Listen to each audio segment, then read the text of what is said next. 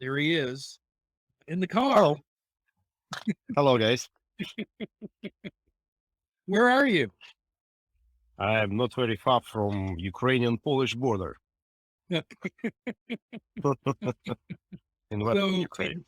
how long of a drive is it under normal circumstances and now from Kyiv to the border? Depends who is driving. Uh, in the in the normal circumstances, but when I am driving, All right. I'll get there in like 3 hours. Okay. It's roughly 300 miles, so that's more or less my average speed when I'm driving. Okay. But right now we have to save fuel because right now the most strong deficit is gone already, but still not everywhere you can find gas station with a decent quality fuel. Uh, It's uh, just it's coming back, on the ridiculously high price, ridiculously high for Ukraine. Yes, it's because for Europe it's normal price, but before the price for the gas in Ukraine was more or less like it was in the United States. We were almost okay. at the same level. But right now we are more like in Europe, so it's now almost $2 a liter, which makes it like 5 per gallon, something like that. So 6 per gallon, yeah. So for Ukrainians, usually it's pretty expensive, and I'm trying to drive so that it's one fuel tank from Kiev to border, and in this situation, it takes me like four and a half hours. All right. But the roads are basically clear and open compared to in March and April. Well, there are a lot of roadblocks, but I have all the passes because of the military affiliation, so that makes it Yes. a little bit faster. But normally you're spending there some time because they are checking the documents, Yes. and so it takes like 5 to 10 minutes on each roadblock and checkpoints. Yes, and that's inconvenient, obviously. Yes. Are you able to tell us where you're going and Yes, why you're going where you're going? from, I am going right now to Prague because tomorrow there would be a forum of free nations of Russia starting there, and these are representatives of different ethnic republics of Russian Federation, Chechnya and Tatarstan and Yakutia and Buryatia and all others. Usually, uh, those people were branded separatists by the Kremlin. In some cases they are, but in most cases they are not. They just want to have the rights of self-governing for their territories, so that their traditions and language and whatever would be respected. Yes. And since I was always kind of representative of minorities in the State Duma, so we have good relations, and they usually inviting me there. Gotcha. And I was going to ask you something else, well, we've been talking about gas prices and gas supply. The Nord Stream 1 is reopened. What do you make of that? Did we know that was going to happen? What is your thoughts about Europe getting the fuel again from Russia? What happens next?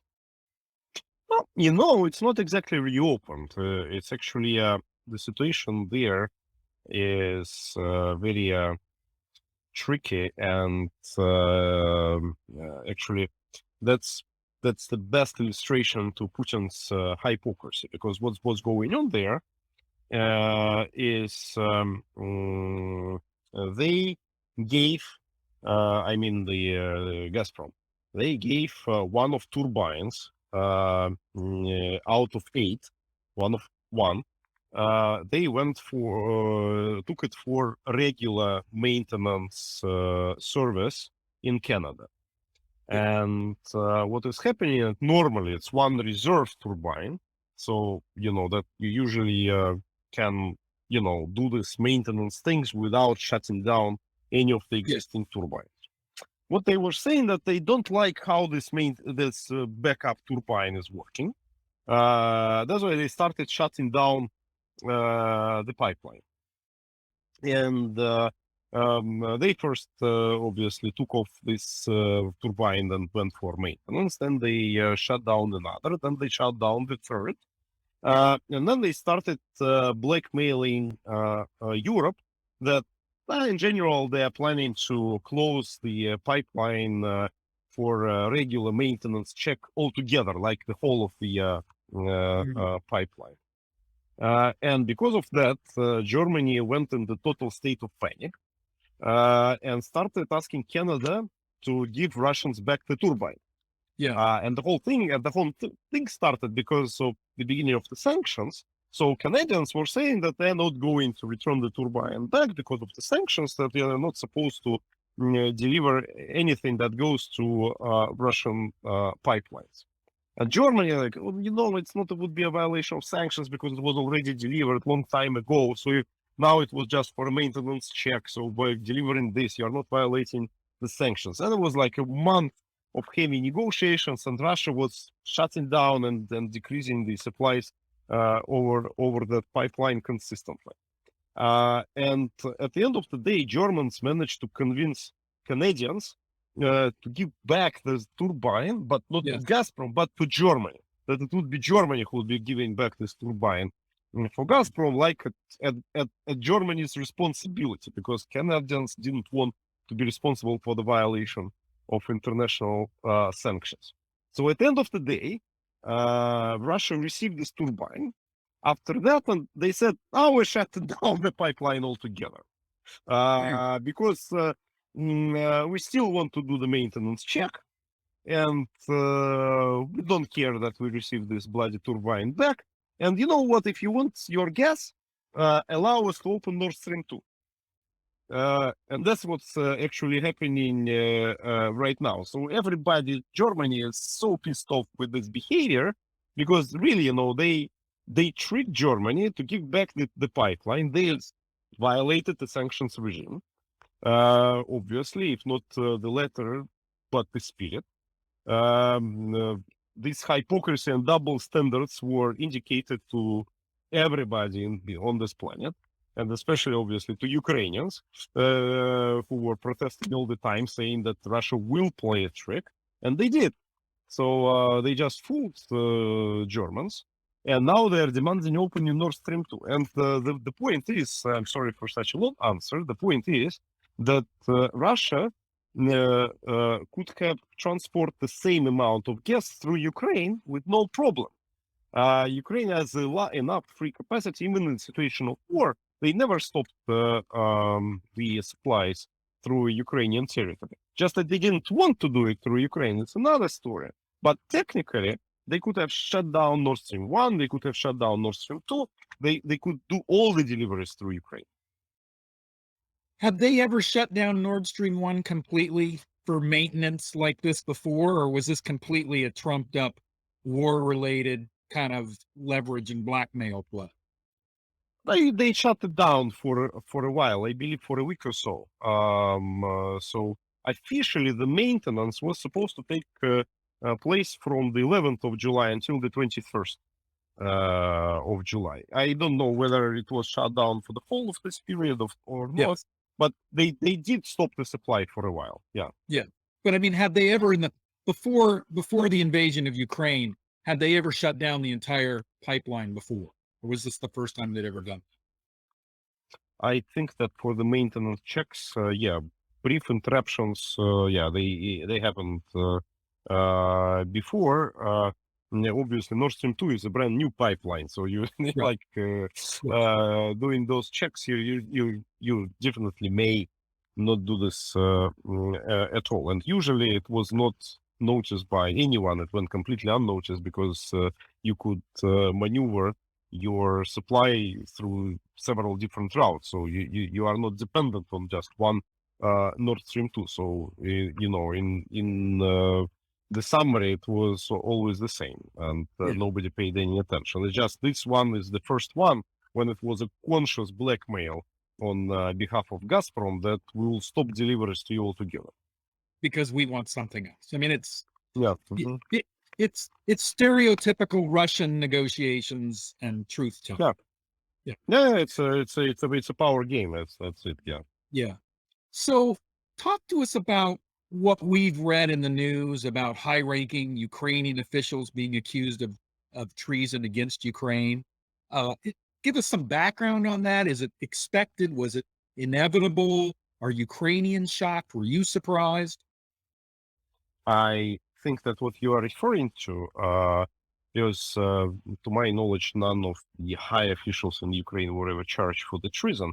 But I think that what you are referring to is that two of high-ranking law enforcement officers were removed, not because they were charged with treason, but because several of the low-level officers committed treason, and those high guys, they were blamed for not being able to take control over their subordinates closely enough, not to watch them closely enough, so they were capable of doing so. And it was really like low-level officers. It was related to Kherson and the Zaporizhzhia region. So it was there where Russia kind of captured the territories. Obviously, you have a lot of people working in the organization, and obviously some of them, they just decided to stay on those occupied territories, and obviously they were immediately branded as people who committed treason. It's not even necessarily so that they actually started working for Russia. Just by staying on those territories, they were considered to be traitors already.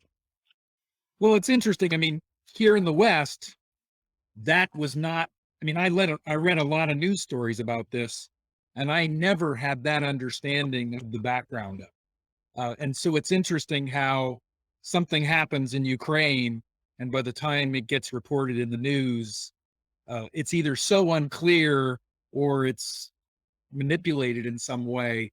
But it strikes me as the kind of story that, even if it's not a big deal in Ukraine, it strikes me as the kind of information that can be weaponized by Russia and their misinformation. No, it's 100%. And actually, what did happen? This decision by the president is very controversial. Yes. Because from one side, the top guy who was removed, he is chief of SBU, which is Homeland Security in Ukraine. So he is a classmate of Zelensky. So Yes. they grew up in one building. Their apartments were next door to each other in their childhood. They studied at the same school, and then they went to the same university. And then Bakanov was chief of Zelensky's campaign. So he is the closest person to Zelensky altogether. He was CEO of his media producing company. So it's a very, very, very close guy to Vladimir Zelensky. And by removing him, Zelensky is showing to people that there are no untouchables in his inner circle. That's a very powerful demonstration that he is objective. And people were complaining about Bakanov that he's not a security officer, and that Zelensky appointing him to be the top security guy in the country, that he actually did just because it was his personal friend. So now Zelensky is returning this to the general crowd by saying, look, guys, I am objective. I am looking at who is good and who is bad. There are secondary concerns, because many people say that it's one group in the inner circle of president was trying to remove another group in the inner circle of the president. But at the end of the day, I'm telling you, knowing the president, that for president, it's his very, very, very close guy. And so I don't have his name in front of me, but the friend of the president who was removed. Bakanov. Just to be clear about this, there was never an accusation that he was guilty of treason, No, only that under his command, treason no. occurred in the lower ranks. Yeah, he was, it's the reason why some Western media reported, like you said, is because Ukraine is a parliamentary republic. And Zelensky, frankly speaking, sometimes behaves not like he lives in a parliamentary republic, but like he lives in presidential republic. Yeah. And that happens especially in the situation of war. And to remove a chief of Homeland Security, a chief of SBU, as well as to remove Attorney General, and that's the second person who was removed. She was Attorney General. To remove them, you need not just parliamentary consent, but parliamentary initiative to remove them. President cannot do this, with one exception. If they are charged with some wrongdoing and with some serious wrongdoing. That's why the official statement why Zelensky was removing them is he was removing them for being neglective to a treason committed by their superiors. That was the official statement. So it was like really serious wrongdoing. That's it's a neglection of what was going on, so that they neglected their duties. Yeah. Okay. Thank you for clarifying that. That's really helpful. So I want to move on to another thing that happened this week.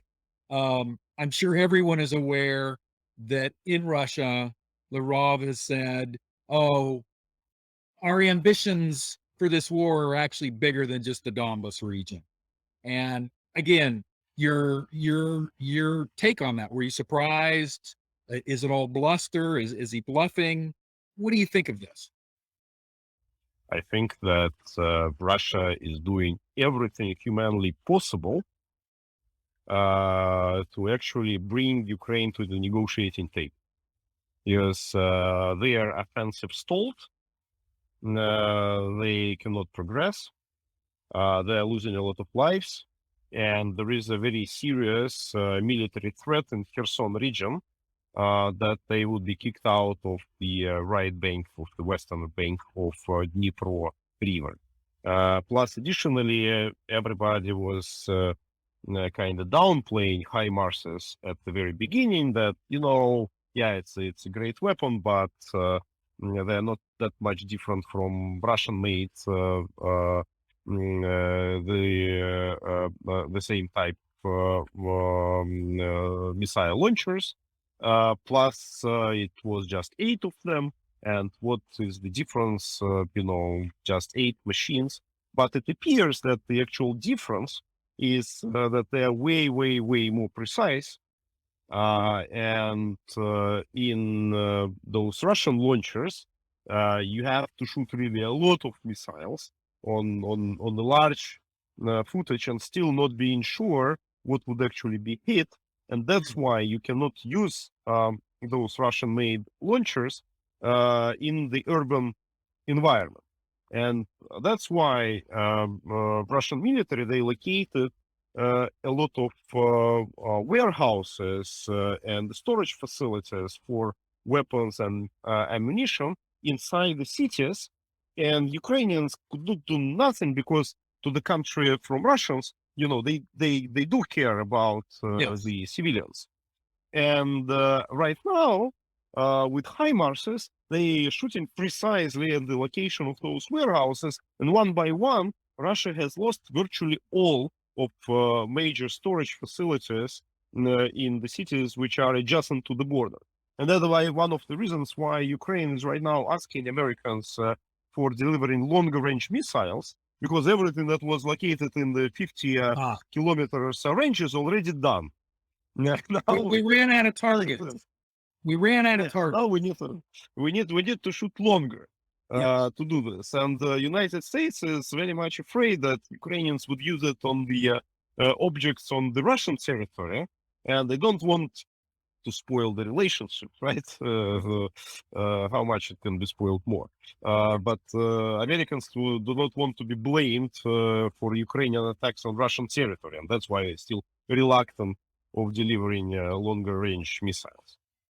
One of the things that's been really interesting to watch for these 5 months is how nimble the Ukrainian military has been, how adaptable, they've taken systems, we see them Yeah, they're very taking agile. Russian tanks and adapting them for their own weapons, or being trained very quickly for these very sophisticated weapons systems. Is that because really the Ukrainian military has been preparing for this since 2014? No, I think it's part of the national character, being very creative and entrepreneurial and agile. By the way, does our audience know who is the main supplier of military equipment to Ukrainian army at the moment? Which country? Probably not, but I bet you're going to tell us. Yes, who wants to make a guess? All right, everybody, put your guess in the chat. So the question is, which country is the biggest supplier of military hardware to Ukraine? Any guesses? Who will be first to guess right? I have a guess, but I'm going to. England, no. Poland, no. Any other guess? Other guesses? Vienna, come on. China, no. Israel, no. Swiss, no. If Anna's here, you better guess. US is second. Yeah. Second. Oh, interesting. Now I'm going to like US and Poland, but they second and third. France, no, for sure not. well, I know it's not Germany. Not Germany, not Japan. Greg, what is your guess? I was going to guess the U.S. No. Okay. Russia. Is Russia. Russia. Do you want to explain that? Because of the captured ammunition, what you were saying. Ukrainians have captured so much weapons from Russia that right now Russia during this war outnumbered US twice in terms of amount of weapons Ukraine received from Russia. I'm speechless. Mhm. Yes. Everybody here is saying, wow. Yes. Yeah, I have no idea. Yeah, it's mainly tanks, but also armored vehicles, and especially what Ukraine needs the most is anti-missile defenses. Actually, the reason why Ukraine still manages to protect itself from Russian missiles, and approximately 50% of Russian missiles are being intercepted by Ukrainians is because of the anti-missile defenses that were captured from Russia. So this reminds me of something I read early on after the invasion, and maybe you can confirm that it's true. Are a lot of Russia's, excuse me, did a lot of Russia's weapons, or do a lot of Russian weapons actually originate in Ukraine because Ukraine has a very robust military industrial complex? Well, in the Soviet times, yes. In the Soviet times, Ukraine was a major producer of weapons. Obviously, it was not the majority of weapons, but Ukraine was producing a lot of tanks. Ukraine was producing a lot of missiles. Ukraine produces some airplanes. But in general, the strategy of Soviet Union was to push military facilities eastwards, outside the exact proximity to the western borders of USSR, because of the potential war with the West. So they gradually were like moving eastwards. So right now, probably the biggest hub for military industrial complex in Russia is around Urals mountains. Urals mountains and Western Siberia. That's probably where most of them are located. But still, Ukraine obviously had a lot of heritage, and Ukraine right now is trying to use it, but during the period after the collapse of the Soviet Union, obviously Ukraine was as peaceful can be. Ukraine never thought that Yeah. it actually would have an opportunity to fight with anyone. That's why Ukrainian military altogether, they were deteriorating very, very rapidly. Ukraine also inherited 1/3 of Soviet military arsenal. So it inherited thousands of planes and thousands and thousands of tanks and everything, but they all were scrapped because they were Yeah. not needed. We have a question from Jody. What about the drones that Russia gets from Iran? Does Ukraine have a counter move? I'm not so sure that actually Russia would get any from Iran because they were negotiating it, but so far the reports are extremely cautious whether Russia would get anything or not. And also, I'm not so sure that Iranians they have a sophisticated drones to actually deliver to Russia. Iran, in terms of military technologies, is not a very advanced country. Yeah. And I remember when I was in the State Duma, it was a very funny story, by the way, you would love it.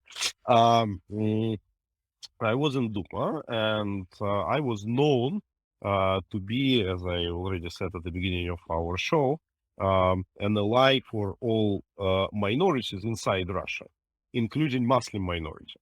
And that's why Iranians really love me, because they knew that I always stood on behalf of Muslims to protect their rights and did not allow to oppress them, always voiced their concerns and everything in the parliament and stuff. So I was in a regular interaction with Iranian embassy.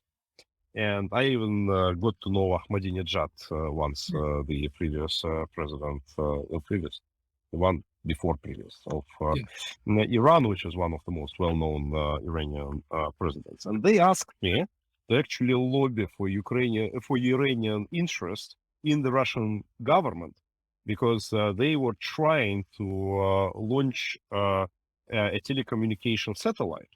And at that time, the most recent chief of Roscosmos, Dmitry Rogozin, he was the vice prime minister who was supervising all the industrial matters, including space and including telecommunications. And he, being, right now the most vocal anti-American speaker and critic and whatever, he is at that time, he was so much afraid to get under American sanctions. So he didn't even allow to meet with the Iranian ambassador. And they used me as a member of parliament because I'm like, you are pro-American, you are pro-Western, nobody would punish you for doing this. So please, Ilya, communicate between Mr. Rogozin and us. And we are doing everything. We just put a specification for the satellite, It would be no our equipment in that satellite. You would launch it yourself. You would build it yourself. So, there are no bugs installed, no military equipment. We just need a telecommunication satellite because our country can do nothing without it.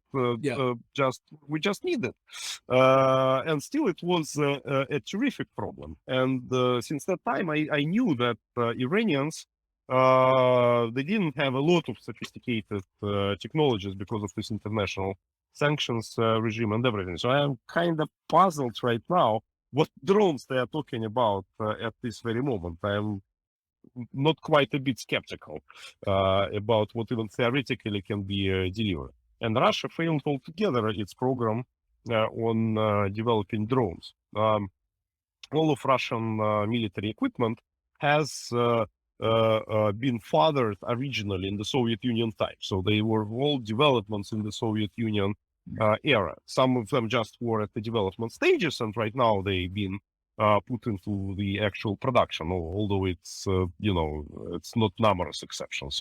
Right. It's a very rare example of these things. And for drones, because they didn't exist in the Soviet Union times, that's why Russia did not have drones at the moment, almost at all.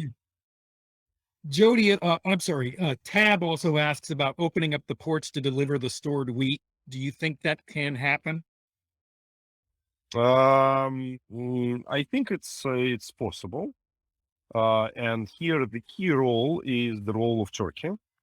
If Turks would actually do things to protect the route and to make those convoys, as the British were doing during World War II, and Turks would actually follow and protect the cargo ships, I think that in this situation it may happen.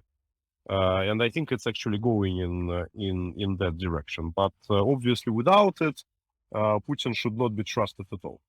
Yeah. Yeah. I want to ask you one last thing before we let you go. Agnieszka writes, what I admire during this war is the Ukrainian sense of humor.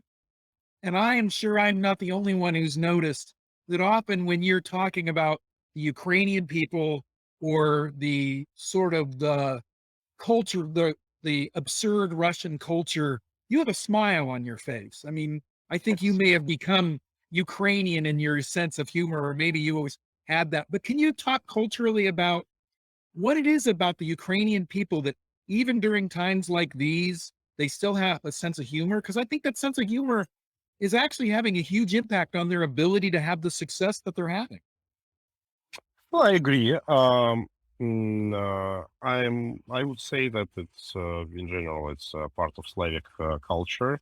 We can laugh at the very grim things, and even in the situation of deaths and destruction, we always find some positive things in life. The only thing is that you should feel that you're on the right side of the history, because when you are on the right side of the history, then you produce those jokes.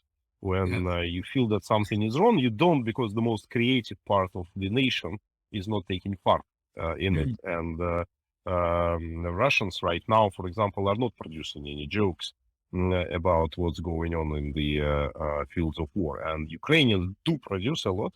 And really, right now I'm driving the roads from east to west of the country, and I see a lot of billboards. Who is paying for those billboards? A lot of billboards with jokes. Ukrainian Post is producing a lot of stamps, which are very funny and ironic and sarcastic about this war. And right now we were passing, for example, one cornfield, and also there was a billboard which pictured a tractor which was dragging a Russian tank.